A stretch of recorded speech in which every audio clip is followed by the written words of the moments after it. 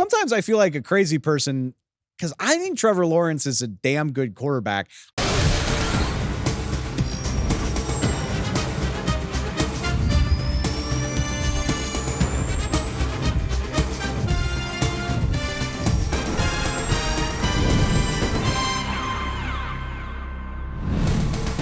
Welcome into the NFL on Fox podcast. Feels so good to be saying that, even if it's just training camp, even if we still haven't gotten to the preseason. It's just good to be back in the swing of talking NFL football with y'all. I am your host, Dave Helman. Thanks for tuning in. If you're new, if you're not new, welcome back. You know the drill. You can find us on Spotify, find us on all of your social media platforms. We have got a great show for y'all to kick things off this week, talking to our own Ben Arthur about the NFL's riskiest contracts. Lot of big contracts being handed down this summer, particularly big quarterback contracts.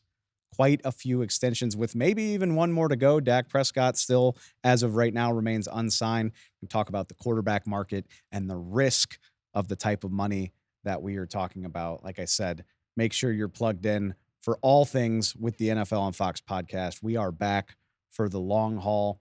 Want to make sure you're up to speed. If you're anything like me, dog days of summer, especially with the Olympics going on, you probably got your eye on other things. Maybe you're not all the way up to speed on the NFL as you get ready for your fantasy draft, as you get ready for the start of the season. I want to start off getting back into season 2, just making sure we're up to speed on some of the biggest storylines that are coming out of training camp. It's a whirlwind keeping up with 32 different camps. It seems like, you're just bouncing around social media.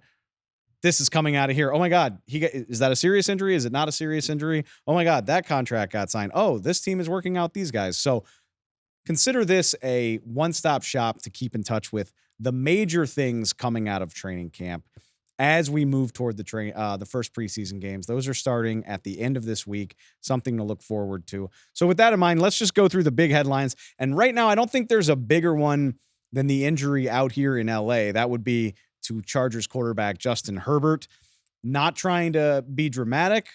The reports coming out of Chargers training camp coming from Jim Harbaugh is that this isn't anything to be majorly worried about for the season. Herbert dealing with a plantar fascia injury does mean he's going to be in a walking boot for at least the next couple of weeks. The Chargers will reevaluate from there. So I don't see Justin Herbert as the type of guy that's going to be playing a lot of preseason football anyway, but you can go ahead and put him on the shelf for the time being. That means practice as well. I just said I don't want to overreact, but I do think this is worth leading with for a couple of reasons. Number one, Justin Herbert is easily the best thing going about a Chargers team that is resetting, in my opinion. A lot of guys moved, Keenan Allen moved off to Chicago. Austin Eckler moved off to Washington. Mike Williams is in New York now. This is a very new looking Charger team. Justin Herbert, easily the best thing about the Chargers right now. And this is a serious injury. Ask anybody that's dealt with plantar fascia. It's the type of thing that can linger. It's hard to get over something, and a foot injury when you're planning and running and putting weight on that foot all the time. So I'm not trying to be an alarmist, but I do want to have a very, very close eye on what's going on with Justin Herbert as he recovers from that injury. Hopefully it's all systems go. It's all good in a couple of weeks, but not the note the Chargers probably want to start the Jim Harbaugh era out on, that Herbert's going to be on the shelf for at least a little bit. Let's just stick in LA because unfortunately the two LA teams really seem like they're dealing with the bulk of the injury woes. It's a long injury report for the LA Rams, and that's a bummer, seeing as how it's only been about a week and a half of training camp. Puka Nacua, the all-everything, all-rookie record setter from last year, dealing with a knee injury. Sean McVay described him as week to week, which, again, not a 5-alarm fire maybe when you're still a month out from the NFL season. Just hope these sort of things don't linger.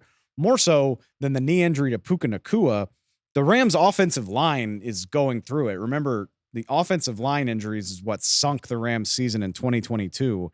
And right now, left guard Jonah Jackson, newly acquired from Detroit, dealing with a shoulder injury. Left tackle Alaric Jackson dealing with an ankle injury. And longtime tackle Rob Havenstein dealing with a foot injury. The word coming out of Rams camp, none of these on their own is a season ender, something to worry about, but it all tends to pile up after a while. Something to keep an eye on. I'm very high on what the Rams could be this year if everybody's healthy, but that has been a problem for them, unfortunately. So 2 teams in LA to keep an eye on. And one last bit of injury news, and that would be Russell Wilson, which, again, I keep saying I don't want to overreact, but then we keep talking about it. This is a fascinating scenario playing out in Pittsburgh where Russell Wilson dealing with a calf injury early on in camp. It is early, but I don't know, man. The word coming out of Latrobe, Pennsylvania is that Justin Fields is playing very well with all of the starters reps, and he's getting all of them. You know, that was the thing that made this a non-factor early, as you say, well, yeah, Justin Fields is there, but the Steelers clearly prioritize Russell Wilson. He's going to get the starters reps. Mike Tomlin said earlier this year that he's in pole position to be the Steelers starter, but you start giving Justin Fields all of the starters reps. So 8 out of every 10 snaps are going to him during a practice period. That type of stuff can add up, particularly if Justin Fields is taking it and running with it. And that seems to be the case. I don't want to overreact to grainy cell phone training camp highlights, but even if you read the beat writers in Pittsburgh, former Bears quarterback having a nice go of it early on in his Steelers tenure, I'm interested to see how this changes when the preseason games start, because a lot of times these early camp success stories just fizzle in the wind the minute a preseason game starts and you're going against somebody else's team. Maybe Justin Fields struggles and you say, oh yeah, this is Russell Wilson's job to lose. But maybe, just maybe, Justin Fields gets out there in the preseason and acquits himself very, very nicely. It's definitely too soon to say that he would take Russell Wilson's job. I don't think Russell Wilson should be worried, but nobody's ever worried until they are. You know, like this stuff can go from 0 to 100 very quickly, particularly if Fields is leading a lot of nice drives, inspiring a lot of confidence in his offense. Early days. Don't quote me yet, but I've definitely got my eye on what's brewing in Pittsburgh. I just think that's a very interesting development. Up a little bit further north, non-injury related, but as far as quarterback battles, not a year where it seems like there are very many quarterback battles. I'd go as far as to say 95% of NFL teams have a pretty settled starter situation in camp. But one of those, New England, let's check in on Drake Maye and Jacoby Brissett, the number 3 overall pick. Maye as a rookie going against very underrated, very successful journeyman quarterback Jacoby Brissett. From the sounds of it, this isn't as much of a battle as maybe people want it to be. Seems like Maye is struggling the way that you would expect a rookie to. A lot of ups and downs, inconsistencies. Again, Brissett, not gotten a lot of opportunity to start in this league, but he's been consistently fine, solid, above average when he has gotten those opportunities. Spent a lot of time in the NFL. I'd be very surprised if Brissett's not the week 1 starter. So this sort of backs up my priors, I guess you would say. But again, top 5 pick. You never know how this goes. You never know when a front office or an owner is going to want to see the guy they invested so much in. So Jacoby Brissett can clearly be the better quarterback. That doesn't necessarily mean anything in the big picture. And again, maybe Drake Maye gets out there and starts balling in the preseason and the calculus completely changes. He would not be the first guy. So I'm tentatively penciling Jacoby Brissett into that starting role, but that is always subject to change when you're talking about a top 5 pick. Let's wrap it up. The strangest, juiciest drama going on in the NFL in the early going of this week is definitely with the wide receiver market and the guys that are not practicing right now in search of a new deal. Some of that, not overly juicy. Ceedee Lamb has been holding out of Cowboys camp from the beginning. We've expected that since at least May when he started missing OTAs and minicamp, and that continues to be the case. Cowboys officials are repeatedly optimistic. An offer has been sent to Ceedee. So not panicking there, although I said it back in July, with each practice day you lose, you probably start to get a little bit more concerned about the continuity, the chemistry of the offense. Still a month out from the season, far too soon to worry. That is the least intriguing. I would put the next intriguing at a guy who is a year earlier in his career, Jamar Chase, LSU teammate of Justin Jefferson, seems to have seen what Jefferson signed for this offseason and is in pursuit of his own. It's rare but not unprecedented for a guy entering his fourth year to hold out of training camp, but that seems to be what Chase is doing. He is in Cincinnati. He is at practice, but it's been a week or more since Ja'Marr Chase practiced with Cincinnati. I'm curious to see where that goes because, again, he already is in camp, so there's no threat of him not being there. But how quickly do you want Chase back on the field working with Joe Burrow? And are the Bengals, who have this reputation as an old school organization, willing to pay him so early, so far out of turn? He's obviously a very deserving player, but again, rare to see a guy make a play like this early into his career. Interested to see where that goes, but it all pales in comparison to what we're seeing play out with the San Francisco 49ers. I would imagine you're up to speed with Brandon Aiyuk, the all-pro receiver for the Niners, being unsatisfied with his contract. He's made mention of it a dozen times this offseason. He is also currently sitting out of practice, so you probably know that.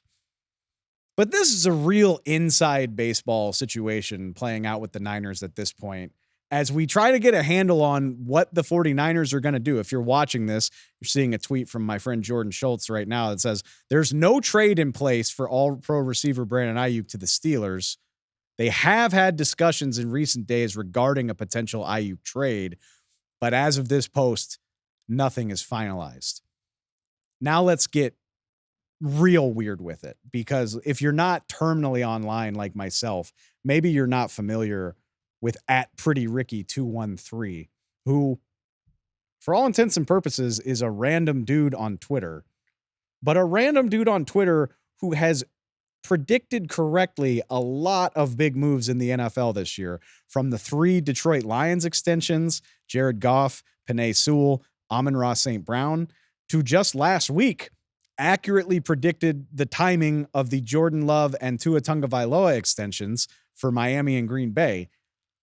Maybe I spend too much time on Twitter, but I can't help but notice Pretty Ricky says, my back is against the wall, but Brandon Aiyuk will be a Pittsburgh Steeler.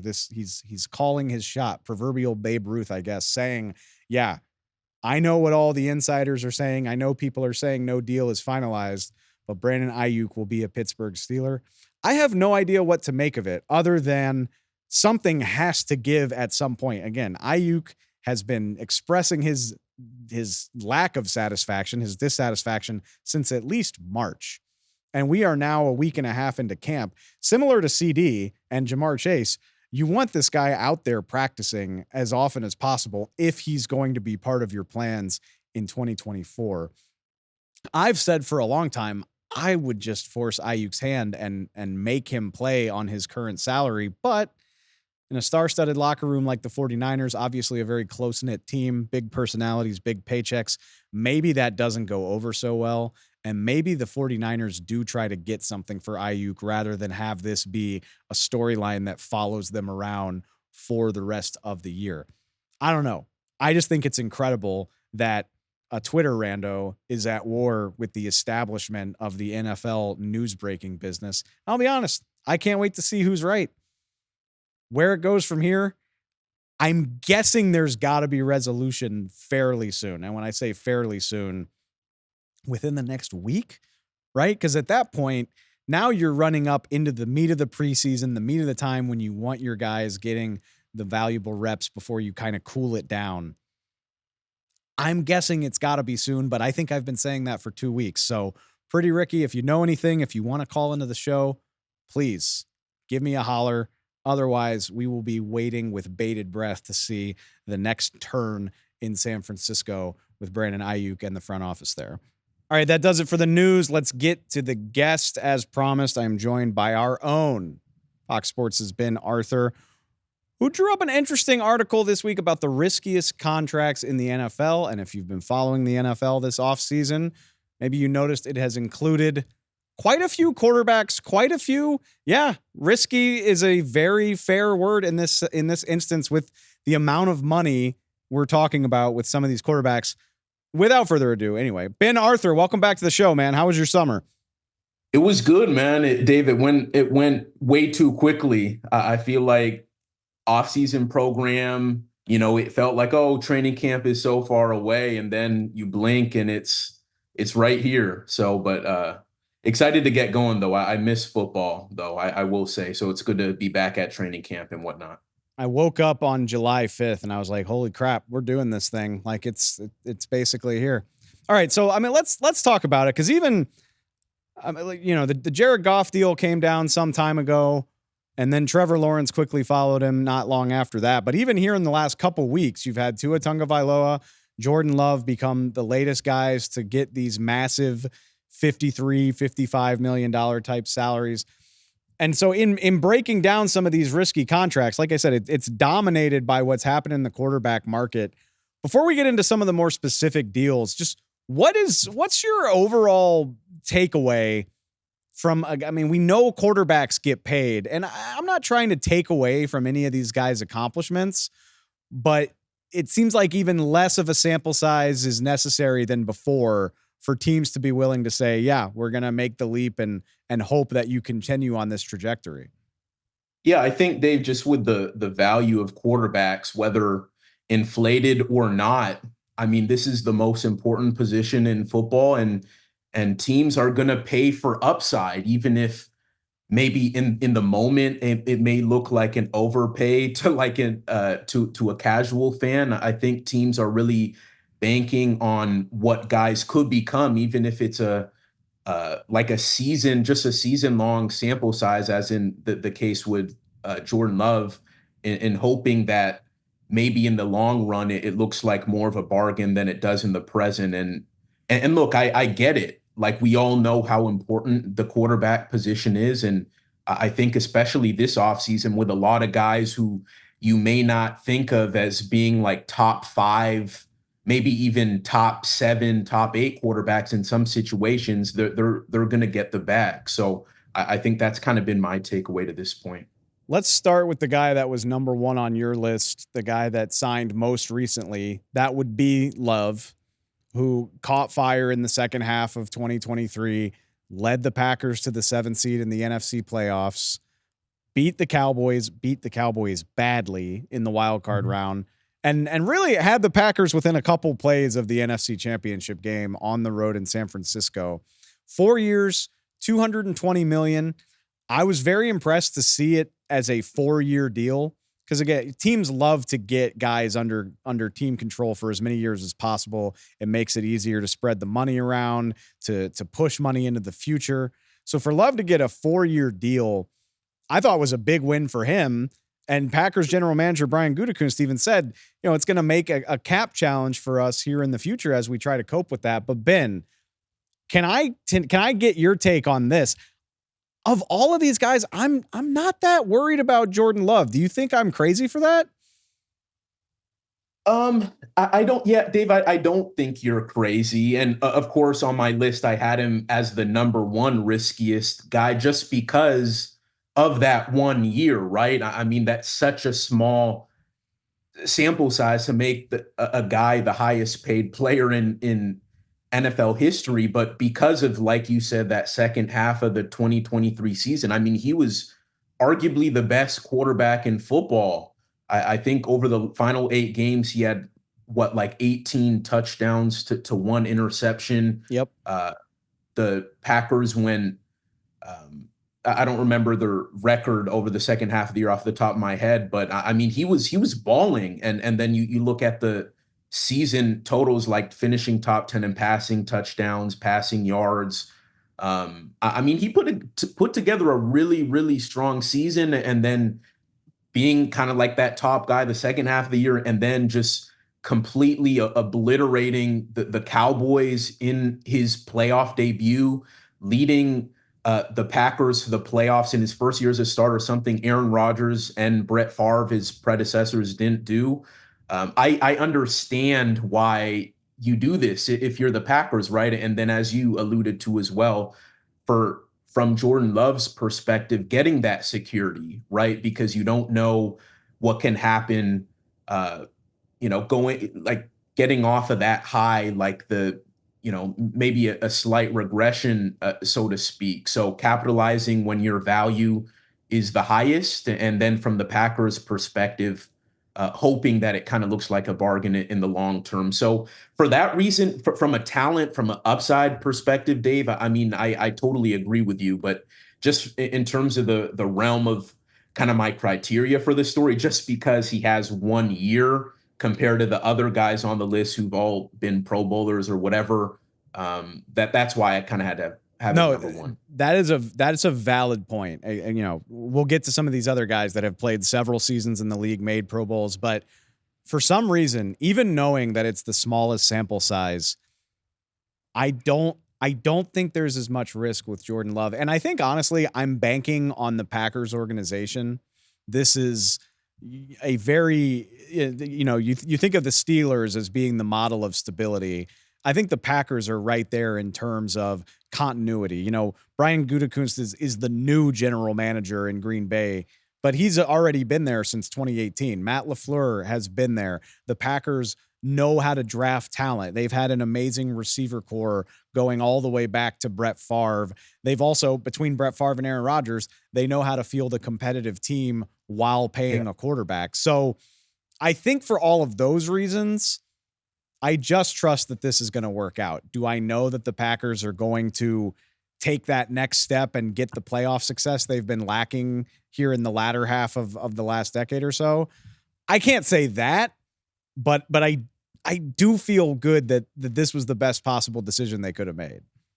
Yeah, I think you talk about, again, to my point about upside, like in terms of quarterbacks in the NFL with upside, I mean, he's right up there with like CJ Stroud, right? I mean, I'd take Stroud above him at this point just because of having the greatest rookie season ever last year. But yeah, you think of the upside and then just the history that the Packers have, like you alluded to, they know what they're doing. And I think with Jordan Love's case, I mean, he really benefited a lot from getting to be behind Aaron Rodgers for several years. I mean, who knows how this would have played out if he was, forced out into the Wolves from day one. I mean, maybe he still would have been a great quarterback, but I think in his situation, it worked out really well. And it seems like the Packers have the team around him for him to continue to grow. So, yeah, it's going to be fun to watch over the next couple years with Jay Love in Green Bay. Let's jump to a guy who maybe there's not as much unanimous decision about, and that would be a guy well, Trevor Lawrence down in Jacksonville, signed a $275 million contract on top of the salary market. $55 million a year remains the number to beat. I'm guessing Dak Prescott will beat that sometime in the future, but he sits on top. And I love the way this happens, Ben, because I felt kind of lukewarm on Trevor Lawrence. But then you see the way that he's talked about by a lot of people. And look, I get it. Trevor Lawrence, 20-30 career record. The Jaguars fell apart down the second half of last season. He has had struggles with turnovers, particularly fumbles. I get all of that. But sometimes I feel like a crazy person because I think Trevor Lawrence is a damn good quarterback. I didn't bat an eye when I saw this contract get announced, but apparently a lot of people did. Where did you come down?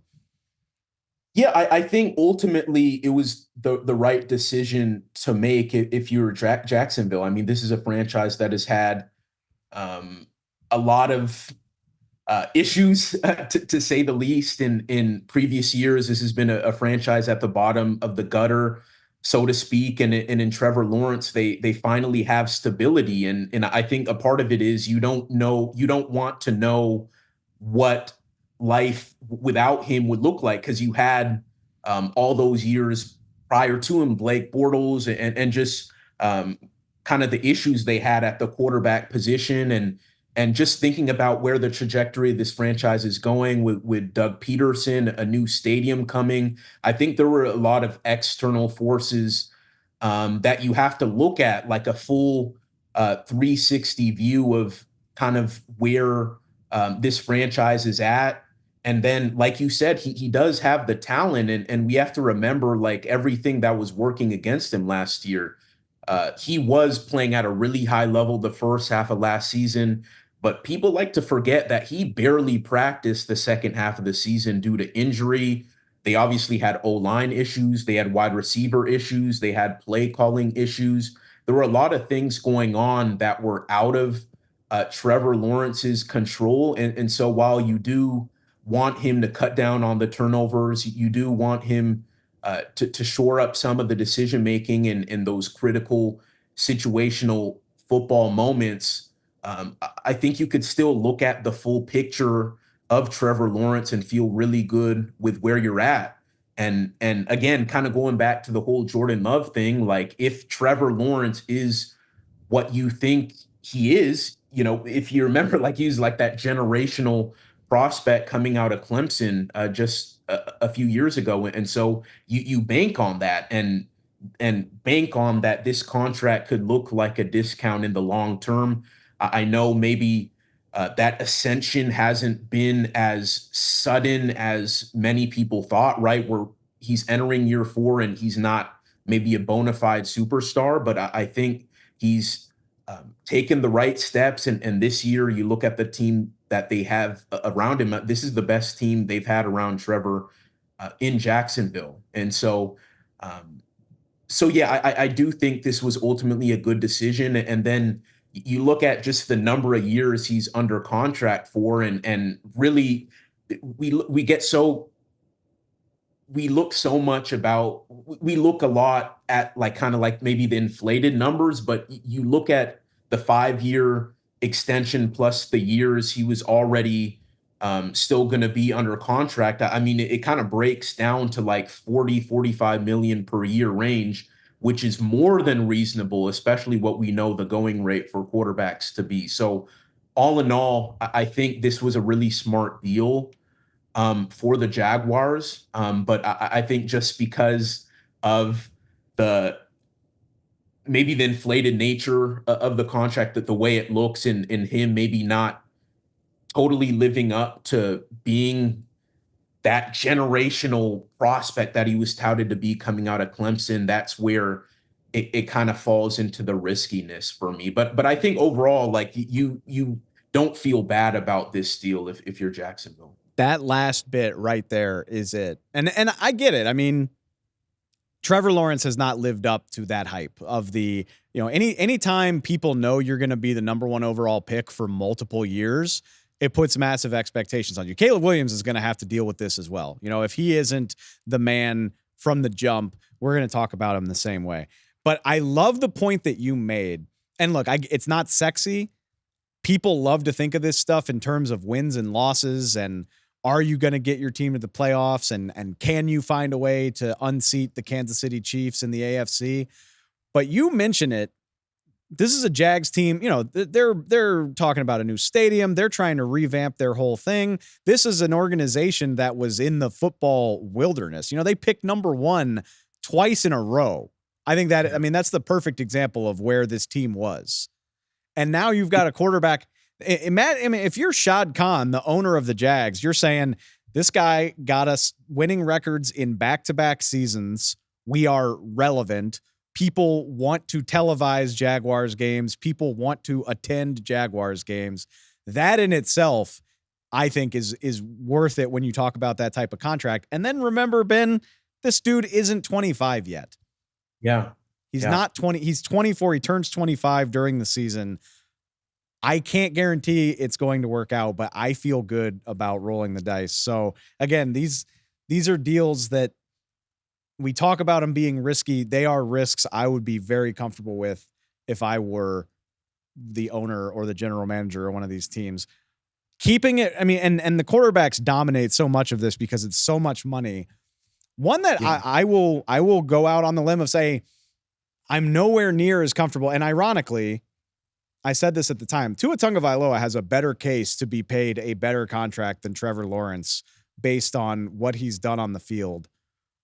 But I do think this one qualifies as a pretty scary risk if you're the Miami Dolphins. 4 years, $212 million. again, similar to Jordan Love, you don't have that extra year, just 4 years. It's going to make it very hard for the Dolphins to maneuver financially when you think about the Tyreek Hill and Jalen Waddle contracts.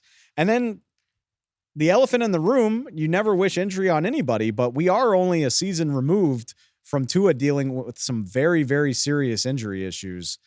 And I think more than anything, that's what gives me pause, is how consistently are you going to be able to bank on that? Exactly. Yeah, with the quarterbacks on this list, I mean, there's definitely the most question marks with Tua, right? Because you mentioned the concussions. I mean, I know he played 17 games for the first time last season, but you think of his history with concussions. I know he's dealt with a couple other things as well, and I know he put on weight.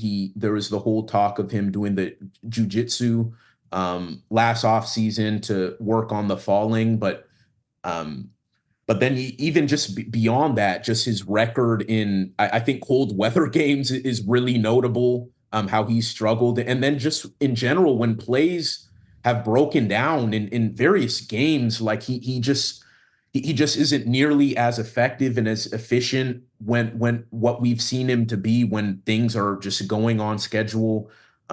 So uh, I mean, he just looks like a quarterback at times, just so dependent on what Mike McDaniel is doing around him, the speed they have at the playmaker spots, right? Like Jalen Waddle, Tyreek Hill, Devin Achan. So, yeah, there are definitely some question marks here, and you hope for his sake. Um, Particularly from a health perspective, that things continue to go in that upward trajectory. But yeah, of the guys on this list, like from a health perspective, and then you think of the magnitude of the quarterback position and how important that is, there's a lot of risk here. And then I just think with Tua, I mean, he seems, like I said, like he just seems really reliant on the system he's in and the playmakers around him. So I think this is like their window, right? Because as soon as those cap hits start ballooning a little bit, and it becomes harder to keep some of these guys around him, um, it's going to get really difficult for them. So I think in the next couple years that there has to be a pressure to win. Absolutely. That's the big thing with the Dolphins too. I'm looking at it right here. 2025. So obviously they can do restructures and all sorts of fun stuff, but they're 30th in effective cap space. I mean, it gets hard to navigate when you've got a quarterback, 2 receivers. You've obviously still got Jalen Ramsey, Bradley Chubb hanging around. It feels like the Dolphins have less room for error than anybody else when you look at the youth on those Jacksonville and Green Bay rosters. So I'm interested to see how they navigate that. Just feels a little risky for me, but we'll see. One last one. I want to talk about Kirk Cousins. I don't think the contract is a risk from a money perspective, because he's coming off an Achilles tear. $45 million for Kirk Cousins is a bargain at this point in his career. The thing that makes this the risk, and I haven't harped on this for 3 months, so I'll take a chance now. It seems awfully risky to do this when you turn around and draft Michael Penix Jr. I just think this is going to be a very hard road for the Atlanta Falcons to navigate, in my opinion, and maximize their ability to win while not wasting an asset. Because it seems to me like you're either going to regret paying Kirk Cousins or regret drafting Michael Penix. I don't know. Maybe they can figure out how to do both. What do you think? Yeah, it's a really tough situation for that Kirk and Michael Penix have kind of been put into, right? And I think the really interesting thing is going to be, like, as soon as maybe Kirk starts to struggle a little bit, and you have the top 8 pick in a quarterback, and Michael Penix sitting there waiting, like, is it time to, like, just see what this guy has? And at the same time, you did pay Kirk all this money, triple digit in guarantees, 100 million. And so, um, yeah, I mean, there isn't really a precedent for what they've done. I mean, I think that what the Packers have been able to do was certainly something that the Falcons looked at, just and then, having Aaron Rodgers sit behind Favre, and then Jordan Love sitting behind Aaron Rodgers. But that's a franchise that has done this before. And the Falcons haven't, and they have kind of a new regime, at least in the coach, trying to sort all this out. So I don't know. I think it's going to be really fascinating. You mentioned how with Kirk Cousins you're not as concerned about the contract. I mean, I don't know. As good as and as consistent as Kirk Cousins has been, I think when you're giving a guy at that age that kind of money coming off an Achilles tear, I think there is it just it's a really tricky situation, right? Because I think the Falcons are in a situation where they need to win, right? And that's why you bring in Kirk Cousins. But if um I don't know, it's a tough situation for me because just with Penix being there and not really knowing um like with Cousins, like he had the Achilles tear in October, right? Like when exactly is he going to start to look like himself? And then again, the pressure to put Michael Penix in there as soon as possible. And um, I think from Atlanta's perspective, the way the guarantees were structured was good, right? I think it's just through the first 2 years that he has 90 million guaranteed. So I think theoretically, after that time period, maybe it could be Michael Penix's show. But I think from a dynamic standpoint, beyond like the money itself, managing that situation, and then just with a franchise not that doesn't really know how to navigate this situation is kind of what concerns me the most. Yeah, I mean, I mentioned it earlier. I just, for right or for wrong, I trust that the Green Bay Packers can figure these sorts of things out. I'm not sure the Atlanta Falcons have earned that level of benefit of the doubt. And it's going to be interesting. I mean, yeah, you're right. It's not a sure thing that a 36-year-old quarterback comes off of an Achilles tear the way that you would prefer. It's not a sure thing that a top 10 draft pick at quarterback plays the way you want him to. And it's the juggling of those two things. It's not the contract though. Even with the Achilles tear, quarterback play is at such a premium. You need it so badly in today's NFL. I don't begrudge the Falcons that decision at all. But I do start to raise my eyebrow when you then double down on it and come up with a completely different solution to the same problem. And whether you can compete at the level you want to while dedicating that much resource to one position, and B, navigate the intricacies of the position, especially if, God forbid, Kirk isn't healthy or if Kirk struggles. It just feels like a lot for an organization to pull off. Yeah, and again, like I think one that is supposed to be in a position to win now, right? Like Kirk Cousins is supposed to be that guy that you plug in and it elevates Drake London, elevates Kyle Pitts, and you have a contender in the NFC and in a division that is kind of very much up for grabs. And so I don't know. I think that's like part of the biggest thing for me too, right? Because it's fine that you know, quarterbacks are so important, right? That's why you do this. You make sure you have long-term stability. But if Penix is having to play early, I mean, that's not what you want because of how this team is built. And then all of a sudden, if Kirk isn't, if the he's not really um, maybe at where you want him to be from a health standpoint, and Penix is having to play early, then I think it's just a situation where it's like you're straddling trying to be a contender, but also building for the future. But like Penix is a guy who's going to need some time. And so I think I just would have preferred, like, if you're Atlanta, you go all in on contention or you go all in on the rebuild. I think they're trying to straddle kind of two different realities at the same time. And I'm not quite sure how, obviously, I'm not quite sure how it's going to work out for them. Maybe it all works out great and, Kirk is their guy for 2 years or so, and then Penix just takes off as a franchise quarterback. That could obviously happen. But I don't know. I think just for me, it's going to be an interesting situation again for a franchise that doesn't know how to kind of deal with it and all the dynamics at play with it.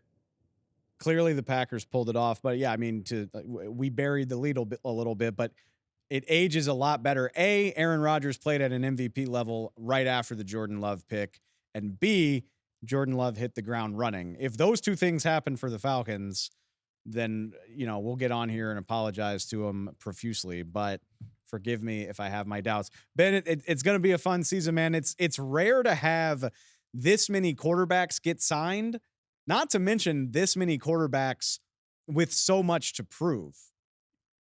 All signing deals at the same time. I can't wait to see how it sort of ages and how we view this as the season goes along and these guys are tasked with winning games for their team. But loved the article, man. We'll talk to you soon. I appreciate it as always.